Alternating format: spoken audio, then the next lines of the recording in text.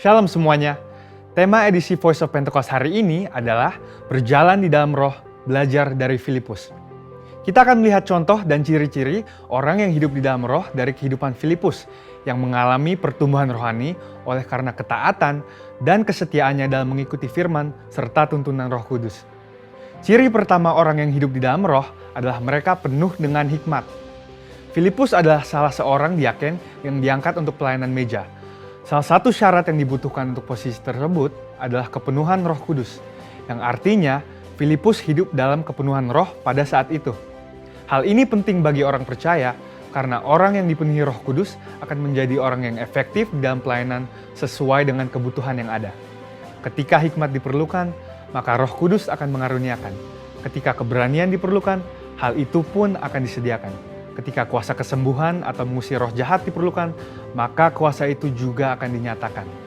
Ketika kita penuh dengan hikmat, Roh Kudus akan menuntun dan membimbing kita sehingga apapun yang kita perbuat akan dibuatnya berhasil dan sesuai dengan rencananya. Ciri kedua orang yang hidup di dalam roh adalah mereka memberitakan Injil dengan kuasa. Setelah Stefanus dirajam oleh orang-orang di Yerusalem, aniaya yang lebih luas mulai terjadi di kalangan murid-murid Tuhan Yesus. Dan banyak dari mereka yang melarikan diri keluar Yerusalem, termasuk Filipus. Kisah Para Rasul 8 ayat 5 menceritakan bagaimana Filipus pergi ke suatu kota di Samaria untuk memberitakan Injil di sana. Saya percaya karena Filipus bergaul karib dengan Tuhan, dia terus merasakan dorongan dari Roh Kudus untuk memberitakan keselamatan bagi orang lain di setiap kesempatan yang ada. Hal tersebut merupakan karya Roh Kudus dalam hati orang percaya. Singkat cerita, orang-orang di Samaria percaya kepada berita yang disampaikan oleh Filipus. Mereka membuka hati dan Roh Kudus pun bekerja dan menjamah setiap orang yang mendengar hingga hati mereka berbalik kepada Tuhan. Dalam pemberitaan Injil itu, juga terjadi manifestasi kuasa Allah dengan kesembuhan dan kelepasan yang luar biasa. Banyak orang dilepaskan dari roh-roh jahat dan disembuhkan, termasuk yang lumpuh dan timpang. Kuasa Roh Kudus dinyatakan secara luar biasa. Hal ini menggenapi apa yang Tuhan Yesus katakan bahwa tanda-tanda heran dan mujizat akan terjadi di dalam pelayanan murid-murid Tuhan Yesus. Melalui kejadian ini, kita bisa melihat bahwa Filipus yang bergaul intim dengan Tuhan dipakai menjadi alat Tuhan yang efektif dalam membawa Injil keselamatan. Kuasa Tuhan sungguh dinyatakan bagi orang-orang yang bergaul intim dengan Roh Kudus. Ciri ketiga orang yang hidup di dalam roh adalah mereka mentaati Tuhan dengan segenap hati. Suatu hari ketika Filipus sedang di tengah pelayanan yang terus berkembang di Samaria, Tuhan mengutus satu malaikat untuk membawa pesan untuk dia. Kisah Para Rasul 8 ayat 26 berkata, "Kemudian berkatalah seorang malaikat Tuhan kepada Filipus. Katanya, bangunlah dan berangkatlah ke sebelah selatan, menurut jalan yang turun dari Yerusalem ke Gaza. Jalan itu jalan yang sunyi." Dibutuhkan ketaatan yang besar untuk melakukan perintah Tuhan dengan kondisi seperti Filipus pada waktu itu. Filipus bisa saja berpikir bahwa pelayanannya masih sangat dibutuhkan di Samaria, atau belum ada orang lain yang bisa menggantikannya untuk melayani di sana. Namun, Filipus memilih untuk taat dan pergi ke tempat di mana Tuhan memerintahkan. Tanpa diketahuinya, ternyata saat itu ada seorang bendahara kerajaan dari Ethiopia yang sedang dalam perjalanan pulang ke negaranya.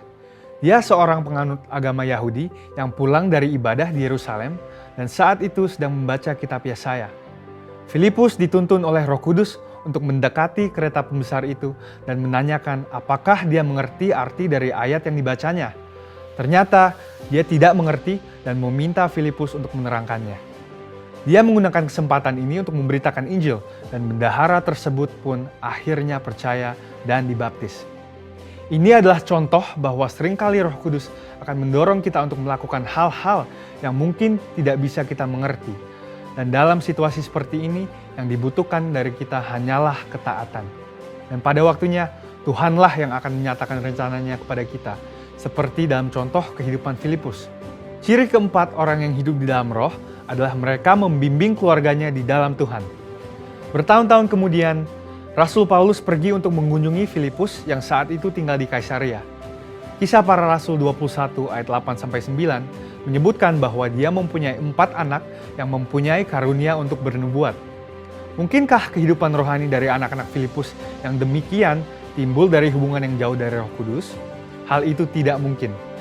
Anak-anak Filipus hidup intim dengan Tuhan dan mereka bertumbuh dalam kerohanian yang luar biasa.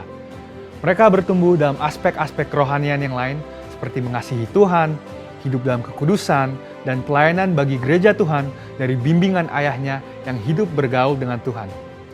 Kesimpulannya adalah bahwa iman kita tidak akan berkembang dengan sehat jika kita tidak mengandalkan firman Tuhan dan Roh Kudus. Sebab kehidupan yang intim dengan Tuhan harus dibangun secara intensional dan harus disertai dengan disiplin rohani dan hati yang lembut sehingga orang lain pun bisa merasakan dampak dari kuasa Roh Kudus melalui kehidupan kita. Saudara, untuk penjelasan lebih lengkapnya dari tim teologi kami, jangan lupa buka link yang ada di atas atau scan QR Code yang tersedia. Tuhan Yesus memberkati.